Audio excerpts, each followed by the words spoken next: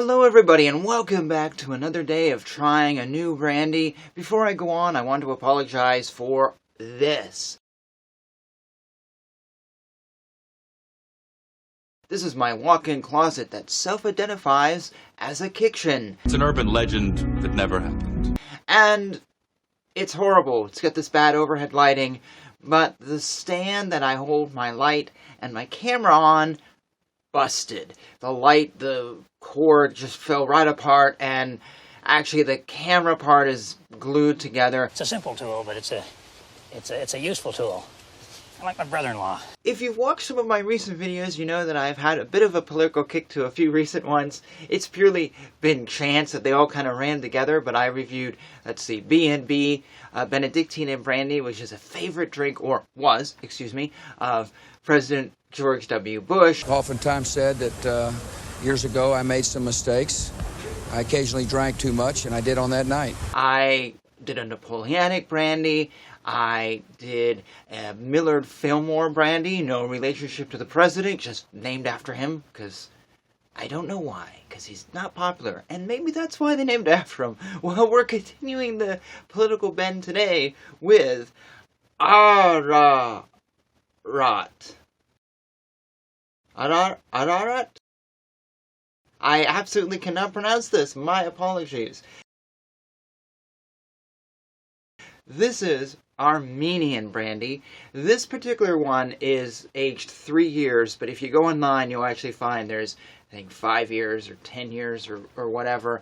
This actually was just the cheapest, and I just went with it. What makes this special is supposedly Joseph Stalin presented a bottle to Winston Churchill.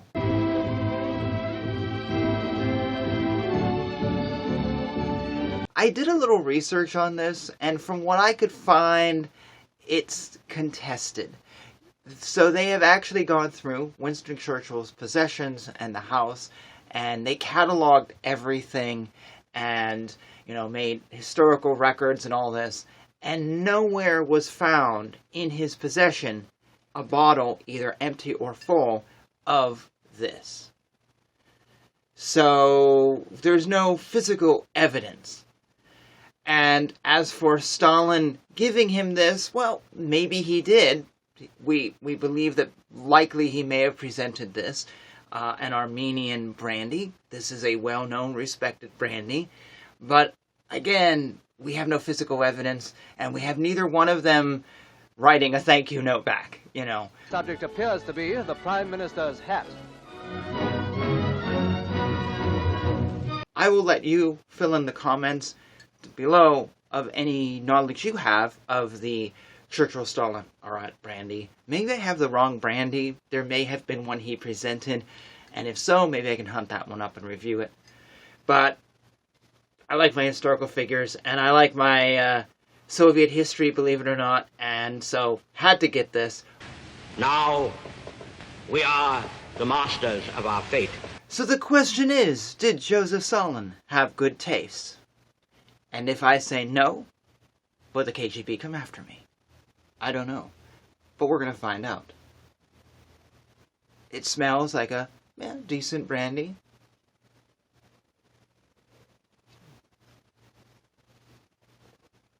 Oh, has a bit of a fruity taste. Not overpowering, not like a blueberry thing or something, but it has a bit of a bright, sparkling feeling that immediately hits you.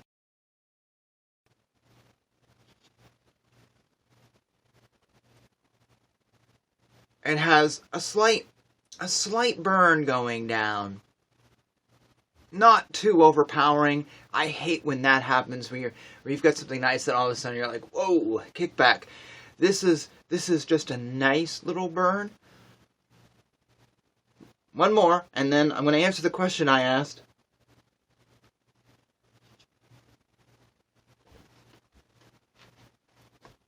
Yes, I can honestly say, I think Joseph Stalin had good taste in brandy. That is actually a really good brandy, and I'm sure Winston Churchill appreciated it if he actually received it. That is a nice brandy. This is a nice brandy that would go good, particularly with a meal, I'm thinking. Some brandies I've had, I feel like they'd be great just sitting at night, relaxing, but I think this would be a good meal brandy. Something, I don't know, chicken or whatever. It just feels like it needs something, and if you bring those tastes together, your palate would just actually really explode. ただし、爆発の威力でこの辺り一帯も吹き飛ぶでしょう。 Yeah, absolutely. This is really good. Leaves a nice taste in your mouth. A nice feeling. So there we go.